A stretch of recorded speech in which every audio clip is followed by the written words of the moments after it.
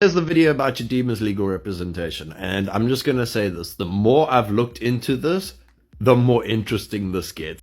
Hello and welcome to the channel. Let's talk China. Once again, it is unfortunately a topic that South Africans still have to deal with. We did actually have a case against her mother, and that one is also slippery sliding, and now there is another one against Chidimma herself, and she is fighting it. And reports on the ground say that there is an NGO that is led by another foreign national that is pushing both of their cases, but at this moment it's all allegations. She has her lawyer, but it is actually interesting what they are doing in the Western Cape. There are many cases of illegal immigrants, or let me just say immigration, that are being ruled in the Western Cape. What is happening in the Western Cape's justice system is something that a Madlanga Commission may need to look at. Let's take a look at these views, and I'll be back with the rest of the commentary. Does she stand a chance?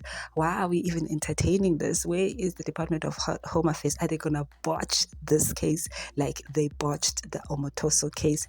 We saw the MPA being accused of that in another case. Take a look and I'll be back.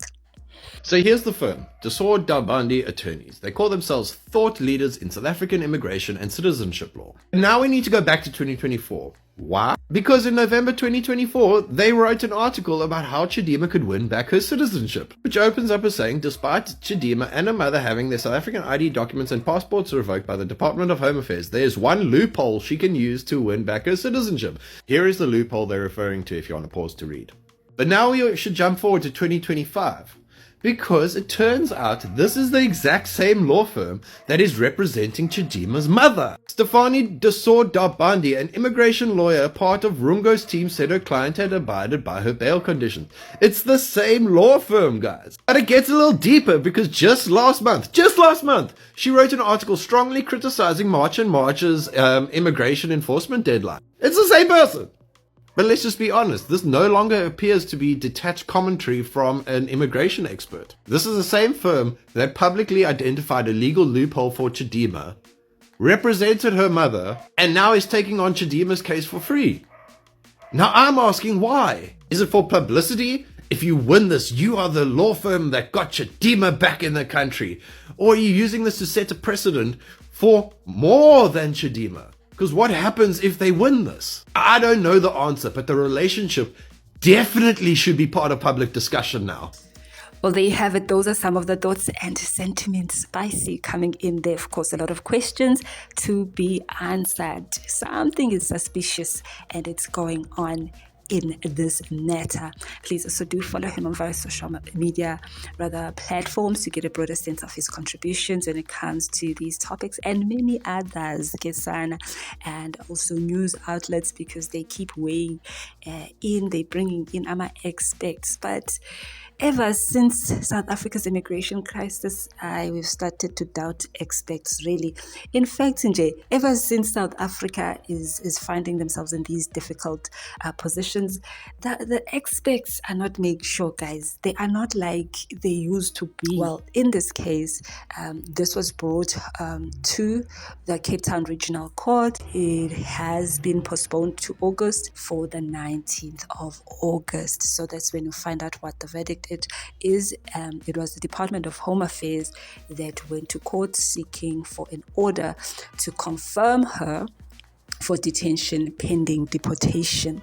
So, my layers, because what they went for is just to get her deported out. But her lawyers are taking this whole thing back. They are saying, before you even tell us about deporting her or confirming her for deportation, just like we saw with the repatriation sites, that they would first be taken to a court to get them confirmed before they can process them for deportation. Right, so it's a similar thing that they're trying to get for her. So they're saying, hold it before you can even tell us that she is an what did they call her? An unwanted person in South Africa, but to tell her that you are undesirable in this country and that her documents were all revoked. So all of a sudden she has a South African passport because her lawyers, according to reports, argued that she's not a flight risk, so she can be out on bail, and that she is willing to then submit her South African passport, the same passport that was allegedly revoked.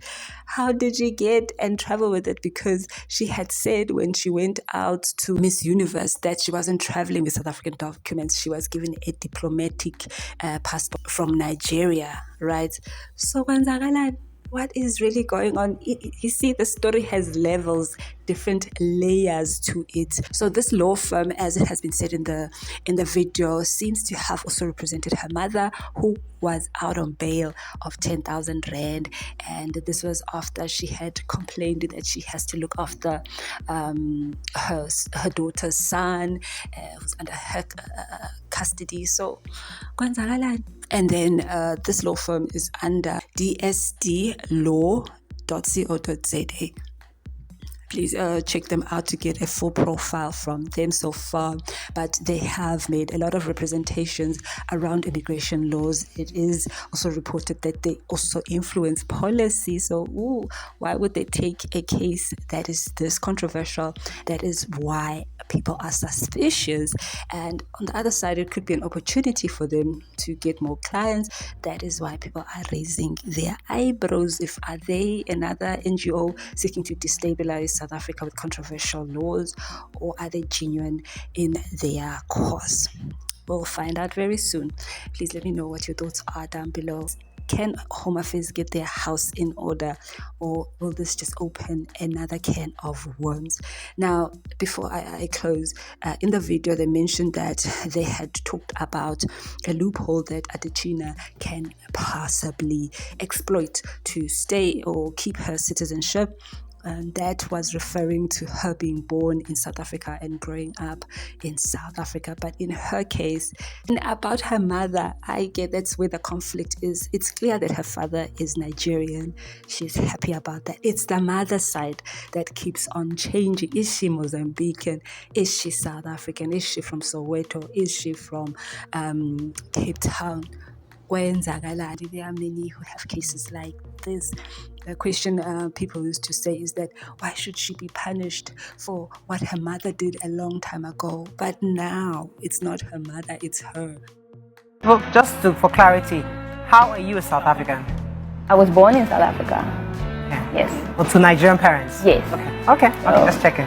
Now, children born in South Africa to foreign national parents do not automatically become citizens. That's the ruling of the Polokwane High Court.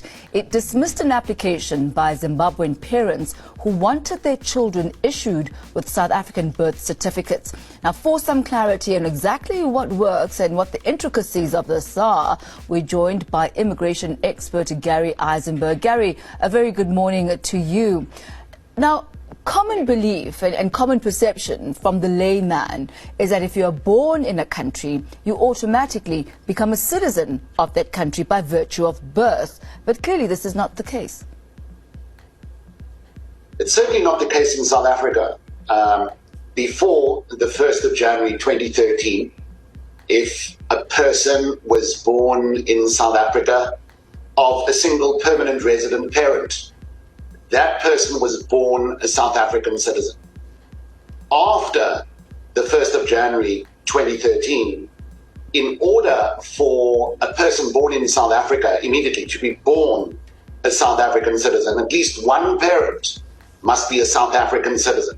In fact, if a person is born anywhere in the world, South Africa, Kenya, Russia, United States, and one parent was a South African citizen at the time of that person's birth, that person would have been born a South African citizen if one parent was a citizen at the time of the birth and is not subject to a birth registration. In law, that person would be a South African citizen. The Department of Home Affairs can indicate that prima facie reasons exist to believe that fraud and identity theft may have been committed by the person recorded in Home Affairs records as Chidimma Adetshina's mother. What must happen now? Let's talk about it down below. Please give this video a thumbs up. Thank you so much for joining us on this one, and I'll be back with the rest as this is a developing story. Bye.